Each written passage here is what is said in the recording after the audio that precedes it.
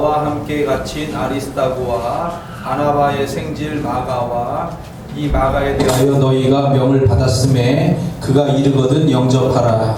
유스도라 하는 예수도 너희에게 문안하느니라. 그들은 할례파이나 이들만은 하나님의 나라를 위하여 함께 역사하는 자들이니 이런 사람들이 나의 위로가 되었느니라. 아멘. 자, 오늘은 유스도라 하는 예수에 관해서 말씀드리는 것이고, 유스도라 하는 예수처럼 섬기자라고 하는 제목으로 말씀드립니다. 그동안에 우리가 이 말씀에 나오는 아리스다고처럼 섬겨보자, 마가 요한, 바나바의 생질 조카 마가 요한처럼 섬기자 말씀드렸고요. 오늘은 유스도라는 예수에 관해서 말씀을 드리는 겁니다. 자, 유스도라 불리우는 예수는 성경에서 이 골로새서 오늘 읽은 이 4장에만 나오는 유일한 사람입니다. 성경에 보면은 유스도라고 하는 이름을 가진 사람이 세 사람이 있습니다. 맨 처음에 사도행전 1장 23절, 그들이 두 사람을 내세우니 하나는 바사바라고도 하고 별명은 유스도라고 하는 요셉이요, 하나는 마띠아라. 이렇게 두 사람이 등장을 합니다. 지금 상황이 어떤 상황이냐면 가룟 유다가 예수님을 배신하고 목매어 죽으려고 이제 갑니다. 가서 목을 맸는데 줄이 끊어지죠. 그래서 줄이 끊어져 가지고 절벽으로 떨어지면서 배가 터져서 죽었다는 베드로의 말이 사도행전 1장 18절에 등장을 합니다. 그래서 한 명이 이제 골석이 나왔기 때문에 이 한 명을 추가로 뽑아서 12명의 사도를 맞추려고 이렇게 하는데 두 사람이 천거가 된 거예요. 하나는 바사바라고도 하고 별명은 유스도라고 하는 요셉이라고 하는 한 사람과 마띠아라고 하는 사람이 천거가 돼서 그 제비뽑기를 했던, 아니면 전체적인 그런 그 회의를 통해서 이렇게 추첨을 했건 마띠아가 사도로 뽑히게 됐습니다. 그러니까 유스도라고 하는 이 요셉은 사도 중에 뽑히진 않았지만 사도와 맞먹을 만큼의 그러한 그 사도급에 해당하는 중요한 인물이다라고 이렇게 볼 수가 있습니다. 이런 이제 사람도 있었던 거죠. 그다음 두 번째 등장하는 유스도는 사도행전 18장 7절에 나오는데, 거기서 옮겨 하나님을 경외하는 디도 유스도라 하는 사람의 집에 들어가니 그 집은 회당 옆이라는 말씀 속에 나오는 겁니다. 지금 이 당시의 말씀은 사도 바울이 이제 2차 선교 여행을 떠납니다. 1차 선교 여행은 이제 그 안디옥에서 출발해가지고 그 바로 옆쪽에 터키 쪽으로 가죠. 터키의 이제 아래쪽에 구보로 섬을 지나가지고 터키의 중앙 쪽으로 올라가가지고 이렇게 비스디아 안디옥이나 이런 곳에 가가지고 이렇게 이제 그 다녀오는 것이 1차 선교 여행이었고요. 그다음 2차 선교 여행은 이제 바다를 아예 건너가지고 유럽 쪽으로 건너가는 거죠. 그래서 그리스로 가가지고 그리스 위쪽부터 훑으면서 이렇게 내려오게 됩니다. 이게 2차 선교 여행이에요. 근데 그 그리스의 윗지방은 이제 마게도냐 지방이고 아래쪽은 아가야 지방인데, 이 아가야 지방의 수도 역할을 하는 것이 고린도입니다. 고린도라고 하는 도시가 이제 해안을 끼고 있는 그런 도시고, 돈이 많다 보니까 좀 활락적인 이런 것이 있는 도시인데, 거기에 갔더니 이 큰 도시이기 때문에 유대인들이 10명 이상 살게 되면 회당을 만듭니다. 그 회당이 있었어요. 그래서 회당에 가서 복음을 증거했는데 그 사람들이 이제 반대자들이 많이 있었어요. 그래서 어떻게 할까 하는데, 그 회당 바로 옆집에 디도 유스도라고 하는 사람이 살고 있었습니다. 이 사람이 복음을 받아들인 거예요. 그리고 자기 집을 이제 교회로 써라 라고 이렇게 하게 되면서 이 디도 유스도라고 하는 이 사람의 집을 중심으로 해서 고린도에서 1년 6개월 동안 사도 바울이 머물면서 복음을 증거해가지고 교회가 큰 성장을 이루게 된 그런 그 모습인 겁니다. 그래서 이 디도 유스도는 고린도 선교회에서 빼놓을 수 없는 아주 중요한 역할을 해준 이 사람이 있습니다. 그리고 오늘 세 번째 등장하는 유스도가 바로 오늘 말씀에 유스도라 불리우는 예수라고 하는 이 사람입니다. 자, 유스도라고 하는 말은 우리나라가 이제 번역을 해서 이렇게 유스도라고 하지만 원래 헬라어로는 유스토스입니다. 유스토스. 유스토스는 그 뜻이 의롭다, 정의롭다 라고 하는 이런 뜻을 가지고 있습니다. 유대인들은 율법적인 의의를 따지잖아요. 그죠? 의인이냐 악인이냐, 사람을 나눌 때도 의인이냐 악인이냐, 하나님을 섬기냐 아니면 이방인이냐, 이런 거를 따져서 하기 때문에 의라고 하는 것을 굉장히 소중하게 여겨요. 그래서 자기 이름에 이 의라고 하는 단어를 쓰기를 좋아하는 겁니다. 그래서 그 당시에 유대인들이 유스토스라고 하는 이 이름을 많이 이렇게 썼다고 합니다. 그 다음에 유스토스라 불리우는 예수. 자, 예수라고 하는 말, 우리가 오늘 번역된 말로 우리가 예수님, 예수 이렇게 부르지만 원래 헬라어로는 이에수스입니다. 이에수스. 히브리어, 구약적인 개념이죠. 유대인들이 보통 쓰는 언어가, 원래적인 언어가 히브리어인데, 히브리어로는 이거를 여호수아, 예수아, 예사야, 우리가 이사야라고 하는 말로 이 개념상으로는 예사야 이렇게 읽어도 되는 말입니다. 이사야. 여호수아, 예수아, 예사야 이런 단어들이 이렇게 히브리어로 불리워졌고요. 이 히브리어를 헬라어로 바꾼 것이 이에수스, 예수라고 하는 말인 거죠. 그 뜻이 무엇이냐? 여호와의 구원, 또는 우리가 일반적으로 줄여서 구원자라고 하는 이런 말로 해석이 됩니다. 그러니까 예수라는 말은 구원자라는 말이에요. 그리고 예수 그리스도라고 하는데, 그리스도라고 하는 말은 기름 부음을 받은 자, 기름 부음을 받는 그 유대교 안에서, 구약적인 전통 안에서 보면은 예언자, 제사장, 예언자, 제사장, 그리고 왕, 이렇게 있는데, 예수님은 기름 부음을 받은 자로서 이 세 가지 역할을 다 감당하시죠. 그래서 그렇게 표현을 합니다. 왕이신 그리스도, 예언자이신 그리스도, 제사장이신 그리스도, 이렇게. 자, 예수라는 이름이 그 당시에는 흔하게 사용되었다고 합니다. 왜냐하면 이게 중요한 인물의 그 이름이기 때문에. 그런데 나중에는 이제 그 2세기로, AD 2세기형으로 이제 가게 되면은 유대인과 그리스도인 사이에 갈등들이 많기 때문에 그다음부터는 이 단어를, 이 이름을 잘 사용을 하지는 않았다고 합니다. 근데 이런 이름의 뜻을 지금 갖고 있습니다. 유스도라 불리우는 예수. 자, 이름이 아주 굉장히 유대적인 것이면서 또 예수님이니까 또 기독교적인 것이면서 이렇게 이름을 가지고 있습니다. 근데 이 유스도를 설명하면서 사도 바울이 뭐라고 얘기하냐면, 나와 함께 갇힌 아리스타고와 바나바의 생질, 조카인 마가, 요한이고 마가와 그 다음에 유스도라 하는 예수, 이렇게 표현을 하면서 이 사람들이 이제 할례파라고 이렇게 표현을 했습니다. 할례파. 자, 할례파라고 하는 것은 이런 말이 아닙니다. 어떤 말이 아니냐면은 할례를 하는 것을 강조하는 것이 유대인입니다. 유대인들은 그 할례를 받으면 구원을 받는다라고 생각을 했어요, 마치. 유대의 율법주의자, 성경에 이제 그 충돌이 많이 일어나는데, 율법주의자, 유대인들이지만 유대인들이면서 구약적인 전통을 지켜나가려고 하는 율법주의자, 율법을 지켜야 된다, 따라야 된다, 그리고 거기에다 율법의 핵심적인 안식일을 지키고 할례를 행하고, 이것이 이제 중요한 그 율법의 행함의 문제인데, 그래서 이런 것들을 강조하는 것이 할례파냐? 그건 아닙니다. 요거를 그냥 할례당이라고 해요. 쉽게 얘기해요. 할례당. 지금 이야기하고자 하는 사도 바울의 할례파는 그냥 이 사람들은 할례를 받은 유대인이라는 거예요. 그 구약적인 전통 아래서 영향을 받고 할례까지 받은 유대인이라는 겁니다. 그런데 이 사람들이 이제 예수님을 믿은 거죠. 그리스도인이 된 겁니다. 그래서 그리스도인이 돼가지고 이제는 사도 바울과 함께 하나님의 나라를 위하여 함께 일하는 동역자가 되었다. 그런 얘기를 지금 할례파라는 단어로서 표현을 하고 있다는 거죠. 할례를 받은 유대인인데, 그렇죠. 그렇게 표현하는 겁니다. 많은 유대인들의 회당이 있는 곳에서는 당연히 율법적인 것을 가르칠 때 유대인이 너희들이 되려면, 자, 하나님의 유대인이 된다는 것은 하나님의 선민, 선택된 백성이 된다는 건데, 하나님의 선택된 백성이 이방인으로서 되려고 한다면, 즉 구원을 받으려고 한다면 당연히 율법을 지키고 할례를 행해야 된다. 이것이 유대인들의 기본적인 교육이에요. 이런 것이 골로새에 있는 유대인의 회당에서도 당연히 가르쳐졌을 것이고, 그 영향이 그 옆에 있는 골로새 교회에, 이 유스도라 불리운 기도 유스도의 집에 있는 이 골로새 교회에도 영향을 당연히 주고 있었을 것이다 라고 볼 수가 있습니다.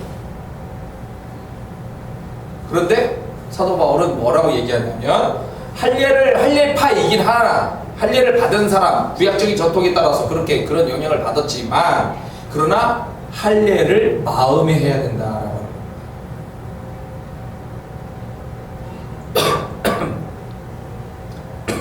자, 골로새서 2장에서 이미 지나온 말씀 중에 이런 말씀이 있습니다.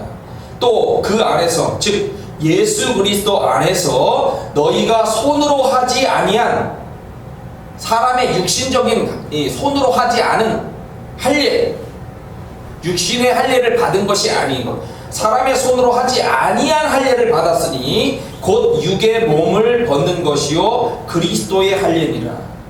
너희가 세례로 그리스도와 함께 장사되고 또 죽은 자들 가운데서 그를 일으키신 하나님의 역사를 믿음으로 말미암아 그 안에서 함께 일으키심을 받았느니라. 구원을 받았다는 거죠. 또 범죄와 육체의 무할례로 죽었던 너희를, 그러니까 범죄와 육체의 무할례, 할례도 받지 않고 이렇게 죄 가운데 있었던 너희를 하나님이 예수 그리스도와 함께 살리시고 우리의 모든 죄를 사하시고 우리를 거스르고 불리하게 하는 법조문으로 쓴 증서를 지우시고 제하여 버리사 십자가에 못 박으시고 통치자들과 권세들을 무력화하여 드러내어 구경거리로 삼으시고 십자가로 그들을 이기셨느니라. 이렇게 강력한 어조로 얘기를 합니다. 너희들은 예수 그리스도와 함께 그분을 믿고 세례를 받고 이 과정이 구약적으로 보면 할례를 받은 그런 거랑 똑같다. 구약적인 할례를 너희가 받지 않았지만 예수 그리스도를 통한 이 믿음과 세례, 회개를 통한 세례를 받음으로 그리스도와 함께 구원을 받은 것이다 라고 표현합니다. 로마서 2장 28절 무릇 표면적 겉으로 드러난 유대인이 아니요 표면적 육신의 할례가 아니니라. 오직 이면적 즉 마음으로 되어진 그런 유대인이며 할례는 마음에 할지니 영에 있고 율법 조문에 있지 아니한 것이라. 그 칭찬이 사람에게서가 아니요 다만 하나님에게서니라. 자, 그리스도의 할례, 마음의 할례라고 하는 단어를 씁니다. 이게 뭐냐면 그리스도의 할례와 마음의 할례는 우리의 마음 가죽을 베는 거라는 거예요. 마음의 본질적인 변화, 그게 구원에 이르게 한다는 거죠. 육신적인 할례 때문에 내가 구원받는 것이 아니라 내가 회개하고 그리스도를 믿는 이 마음의 변화 때문에 구원을 받는 것이다 라고 말을 하고자 하는 겁니다. 그러면 이것이 사도 바울이 개인적으로 그냥 생각해서 내놓은 말이냐? 그게 아닌 겁니다. 이미 구약시대부터 많은 사람들이, 특히 이제 우리가 잘 알고 있는 율법의 핵심 되는 모세, 선지자들, 특히 이제 예레미야 선지자, 이런 선지자들을 통해서 이미 드러난 뜻이 이 마음에 있는 거예요. 마음에. 자, 먼저 모세가 가르쳐주는 모세의 설교로 모세의 5편의 설교로 되어 있는 신명기서. 자, 거기에 보면은 신명기 4장 9절 오직 너는 스스로 삼가며 내 마음을 힘써 지키라. 마음을 지키래요. 그리하여 내가 눈으로 본 그 일을 잊어버리지 말라. 내가 생존하는 날 동안에 그 일들이 내 마음에서 떠나지 않도록 조심하라. 너는 그 일들을 내 아들들과 내 손자들에게 알게 하라. 교육의 중요성이죠. 믿음의 교육을 자손들에게 계속 하라는 거예요. 자, 우상을 섬기면 망하고 하나님을 섬겼더니 구원을 받았고 광야 생활을 이겼고 승리하여 여기까지 왔다는 이야기를 하는 거죠. 내 마음을 그래서 지켜라. 자, 신명기 10장 16절 그러므로 너희는 마음의 할례를 행하고 다시는 목을 곧게 하지 말라. 자, 할례를 어디다 해라? 마음에다 하라는 거예요. 마음이 진정으로 하나님께로 향하여야 된다는 얘기입니다. 신명기 30장 6절 내 하나님 여호와께서 내 마음과 내 자손의 마음에 할례를 베푸사 너로 마음을 다하며 뜻을 다하여 내 하나님 여호와를 사랑하게 하사 너로 생명을 얻게 하실 것이며. 자, 이렇게 마음의 할례의 중요성을 얘기하는 거예요. 겉으로는 할례를 행했어요. 근데 실제적으로는 하나님을 버리고 우상을 섬기고 그렇게 하면 그게 무슨 의미가 있냐 이거죠. 진정한 변화는 마음의 변화지 육신의 변화가 아니라는 거예요. 그러니까 마음을 잘 지켜라. 마음을 가르쳐라. 이런 얘기죠. 자, 예레미야 선지자 예레미야서 4장 4절 유다인과 예루살렘 주민들아 너희는 스스로 할례를 행하여 너희 마음 가죽을 베고 나 여호와께 속하라. 왜냐하면 지금 나 우상을 섬기면서 하나님 버리고 우상 섬기면서 나랑 망하게 생겼어요. 그러니까 겉으로 드러난 할례를 가지고서 했다고 구원받는다고 착각하고 우상 섬기면서 이렇게 하면 되냐. 그러니까 마음으로 할례를 행해라. 마음 가죽을 베고 나 여호와께 속하라. 그리하지 아니하면 너희 악행으로 말미암아 나의 분노가 불같이 일어나 사르리니 그것을 끌 자가 없으리라. 예레미야서 4장 14절 예루살렘아 내 마음의 악을 씻어버리라. 그리하면 구원을 얻으리라. 내 악한 생각이 내 속에 얼마나 오래 머물겠느냐. 예레미야서 9장 26절 곧 애굽과 유다와 에돔과 암몬 자손과 모압과 및 광야에 살면서 살적을 깎은 자들에게라. 무릇 모든 민족은 할례를 받지 못하였고 이스라엘은 마음의 할례를 받지 못하였느니라. 그래서 망한다는 거예요. 마음의 할례를 받지 않았기 때문에 망한다는 겁니다. 하나님께 돌아와라는 얘기죠. 자, 이사야서도 얘기합니다. 이사야서 57장 지극히 존귀하며 영원히 거하시며 거룩하다 이름하는 이가 하나님이 이와 같이 말씀하시되 내가 높고 거룩한 곳에 있다. 그리고 또한 통회하고 마음이 겸손한 자와 함께 있다. 회개하고 마음이 겸손한 자, 그거 뭐냐? 마음이 하나님께로 향하는 자죠. 마음이 겸손한 자와 내가 함께 있다. 이는 겸손한 자의 영을 소생시키며 통회하는 자의 마음을 소생시키려 함이다. 내가 이들을 살리려고 한다. 이사야서 66장 나 여호와가 말하노라 내 손이 이 모든 것을 지었으므로 그들이 생겼느니라. 무릇 마음이 가난하고 심령이 통회하며 내 말을 듣고 떠는 자 그 사람은 내가 돌볼 것이다. 내가 돌본다. 그러나 반대로 하는 사람들 있죠. 소를 잡아 드리는 것은 소를 잡아 드리긴 하지만 소를 잡아 드리는 것은 살인함과 다름이 없이 하고 어린 양으로 제사를 드리는 것은 개의 목을 꺾은, 개는 아주 부정한 짐승인데 개의 목을 꺾은 것 같이 그렇게 다름이 없이 하며 드리는 예물은 돼지의 피와 다른, 돼지는 또 아주 더러운 것으로 개나 돼지 이렇게 더러운 상징이 되는데 돼지의 피와 다름이 없이 하고 분향하는 것은 우상을 찬송함과 다름이 없이 행하는 그들은 자기의 길을 택하며 그들의 마음은 가증한 것을 기뻐한즉 나 또한 유혹을 그들에게 택하여 주며 그들이 무서워하는 것을 그들에게 임하게 하리니 이는 내가 불러도 대답하는 자가 없으며 내가 말하여도 그들이 듣지 않고 오직 나의 목전에서 악을 행하며 내가 기뻐하지 아니하는 것을 택하였음이라 하시니라. 그러니까 삐딱한 마음으로 자꾸 가면 안 된다는 거예요. 하나님의 회복이 무엇일까? 이사야서는 하나님의 회복을 계속 얘기를 합니다. 그게 뭐냐? 마음을 하나님께로 돌이켜라는 거예요. 다른 게 아니에요. 마음을 하나님께로 돌아와라. 그럼 내가 살려주겠다. 이 이야기를 하는 거예요. 예레미야서 24장 내가 여호와인 줄 아는 마음을 그들에게 주어서 그들이 전심으로 내게 돌아오게 하리니 그들은 내 백성이 되겠고 나는 그들의 하나님이 되리라. 내게 돌아오려는 마음이 없어. 그래서 자꾸 망하고 고난받는 데 자꾸 들어간다는 거예요. 오죽하면 내가 나를 향하는 그 마음까지 그들에게 심어줘가지고 내가 살려주겠다라고 하나님이 답답한 마음이죠. 마음까지 주어서 내가 돌아오게 하겠다. 이렇게까지 회복에 대한 이야기를 해주시는 거예요. 호세아서 10장 2절 그들이 두 마음을 품었으니 이제 벌을 받을 것이라. 하나님이 그 제단을 쳐서 깨뜨리시며 그 주상을 허시리라. 마음의 문제예요. 요엘서 2장 여호와의 말씀에 너희는 이제라도 금식하고 울며 애통하고 마음을 다하여 내게로 돌아오라 하셨나니 너희는 옷을 찢지 말고 마음을 찢고 너희 하나님 여호와께로 돌아올지어다. 그는 은혜로우시며 자비로우시며 노하기를 더디하시며 인애가 크시사 뜻을 돌이켜 재앙을 내리지 아니하실 것이다. 그러니까 구약에서 모세부터 시작해서 예언자들의 가르침의 핵심들이 마음으로 하나님께로 돌아오라고 하는 거예요. 마음을 하나님께 드려라. 그래서 사도 바울은 이 구약적인 율법의 중심들을 잘 알고 있는 겁니다. 그러니까 마음의 할례를 행하라 라고 이렇게 우리에게 정확하게 전달하고 있는 것이죠.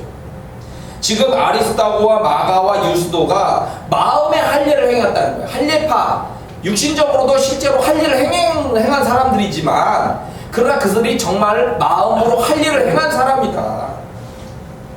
마음으로 하나님을 사랑하는 하나님의 일꾼이다. 함께 동역자가 된 사람들이다. 그래서 그들이 나의 위로가 되었다. 이렇게 얘기를 하고 있는 거예요. 그런데 특이한 것이 하나 이제 등장합니다. 특이한 것은 뭐냐면 이 사도 바울이 로마 감옥에서 지금 목중 서신이거든요. 편지를 쓴 거예요. 골로새 교회를 향하여. 물론 이것이 이제 회람 서신으로 주변에 이제 이렇게 돌려보는 편지이기도 하지만 골로새 교회를 향하여 이렇게 쓴 편지에 요 내용에 나오는 중요한 인물들이 말이죠. 골로새 교회의 교인이었던 빌레몬이라고 하는 그 사람에게 쓴 편지하고 같은 의미들이 좀 담겨 있어요. 인사하는 부분에서. 이 골로새 교회의 교인이었던 빌레몬의 재산을 훔쳐서 노예인 오네시모가 도망갔는데 이 오네시모가 사도 바울을 만나서 회심하여 이제 주의 그리스도인이 됐고 주의 일꾼이 되었다. 내게 필요한 사람이야. 하나님의 일에 필요한 사람이니까 네가 형제로 받아줘라. 이것이 이제 빌레몬서란 말이에요. 그러니까 골로새 교회와 관련된 지금 서신이 두 가지라는 거죠. 골로새 교회가 있고 골로새 교회의 교인이었던 빌레몬에게 보내는 편지 이 두 가지가 있고 이 뒷부분에 인사를 나누는데 지금 인사 나오는 중요한 인물들이 골로새 교회의 지금 사도 바울이 표현해주는 이 인물들이 이 빌레몬에게 보낸 편지의 뒷부분에도 거의 비슷하게 나오고 있는 거예요. 그런데 이상하게 이 유스도라 불리우는 예수라는 이름은 골로새 서에만 나왔고 이 빌레몬 서에는 안 나오는 거예요. 왜 유스도라 불리우는 예수는 중요하면 여기도 나올 텐데 왜 여기에는 뺐을까? 알 수가 없어요. 1차적으로는 알 수가 없어요. 그런데 추정해 볼 수는 있죠. 뭐냐 하면 이 빌레몬은 노예 주인이고 그죠? 이 사람을 설득시키려고 하는 것에 중요한 지도자들의 이름이 들어가야 된다라고 생각을 할 수가 있어요. 중요한 지도자. 그래서 여기에 물론 중요한 지도자들 다 있긴 있지만 이 사람들이 여기에 들어가는데 여기에 유스도라 불리우는 이 예수는 평범한 그러한 성도이기 때문에 이 여기에서는 빌레몬서에서는 뺐을 것이다라고 추정을 합니다. 그러니까 지도자는 아닌 거예요. 지도자는 아니지만 그 당시에 로마 감옥에 있었던 사도 바울의 활동에 아주 중요한 역할을 해주는 사람으로 봉사를 하고 있었던 거죠.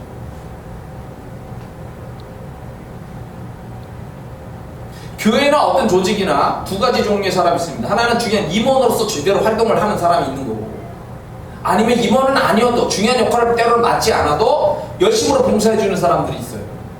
저희 테니스회에서 새해를 맞이하면서 그런 얘기를 했어요.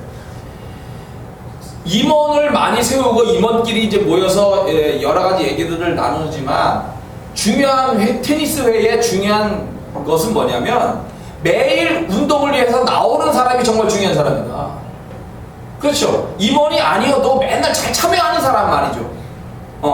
그 사람이 든든한 지지, 그 그룹의 중요한 지지 역할을 해준다는 거죠. 어떤 조직이든지 이렇게 중요한 역할을 이름을 가지고서 일을 하는 사람이 있고 이름을 갖지 않았어도 열심히 해주는 사람들이 있어요. 근데 그 사람들이 꼭 있어야 된다는 거죠. 그 사람들이 중요하다는 얘기입니다. 이 유스도라 불리우는 예수는 바로 그렇게 중요한 지도자로서는 알려지진 않았지만 그렇게 숨어서 뒤에서 아름답게 봉사하는 좋은 사람이었다는 거죠. 이런 사람의 모습을 우리가 또한 본받아야 되는 것이죠. 중국 이야기입니다. 자, 중국에 진나라가 있는데 그 진나라가 갈수록 폭정을 행했어요. 그러니까 국민들을 못 살게 굴었다는 얘기죠. 그러니까 쿠데타가 일어날 수밖에. 결국 그 진나라가 멸망하면서 초나라가 건국되는데 그 초나라의 왕이 누구냐면 항우였어요. 항우. 그리고 이 항우와 맞서는 세력이 나중에 한나라가 된 한나라 왕 유방입니다.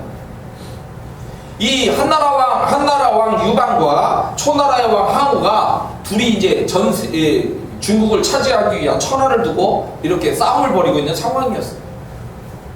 그 당시에 비천한 출신이었던 한신이라고 하는 사람이 등장을 합니다. 이 한신은 길거리에서 아이들에게 놀림당하고 이렇게 다리 벌리면 여기 무릎 꿇고 지나가는 아이 있죠.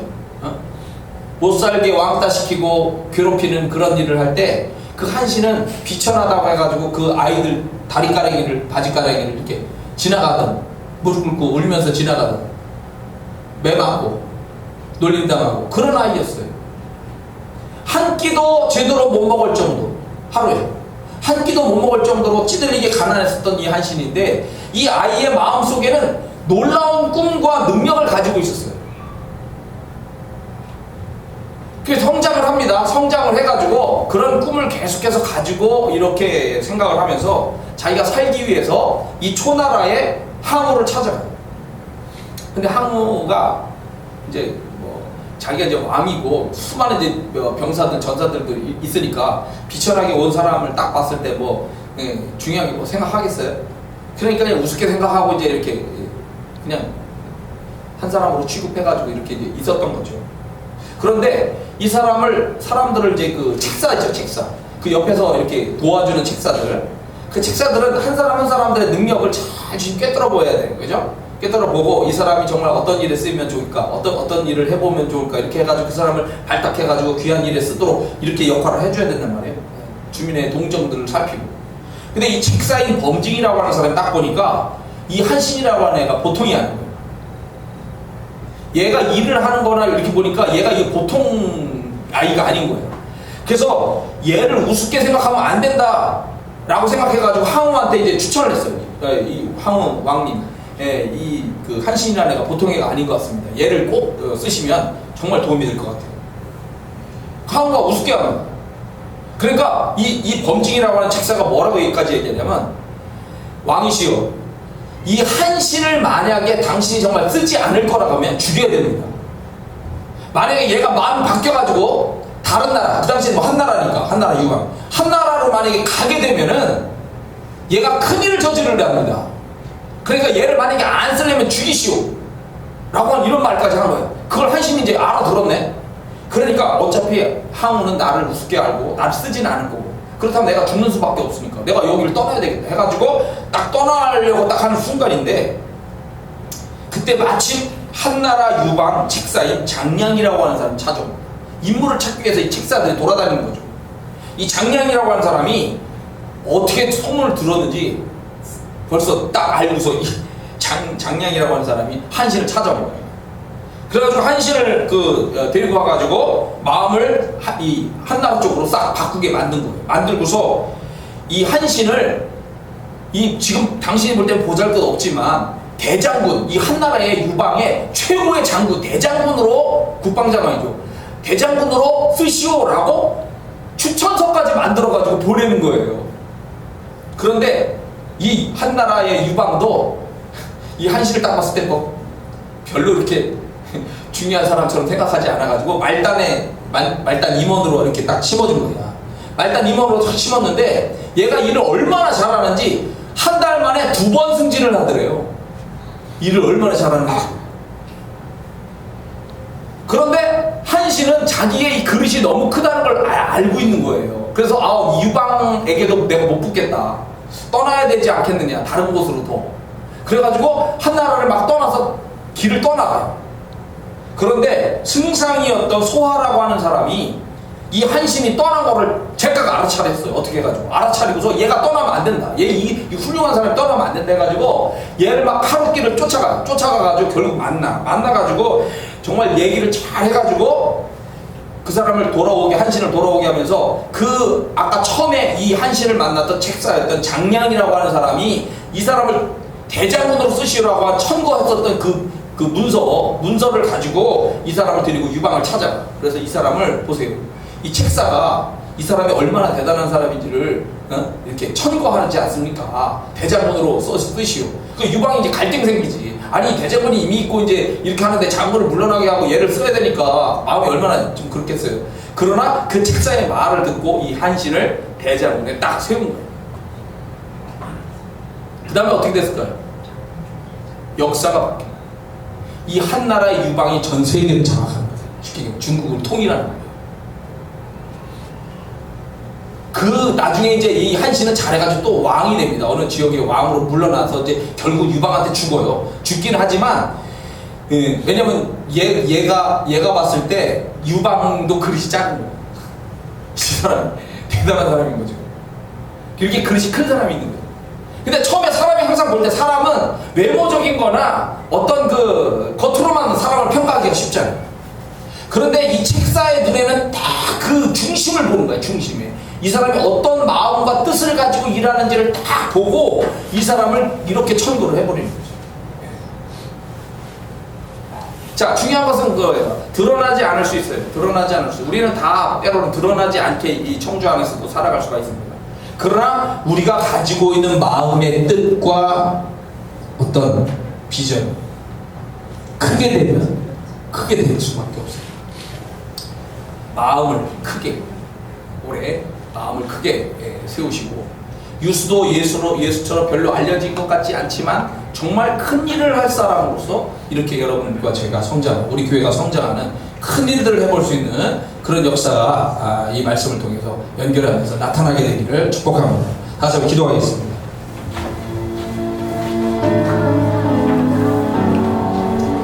오늘 말씀 유수도라 불리는 예수에 관한 말씀을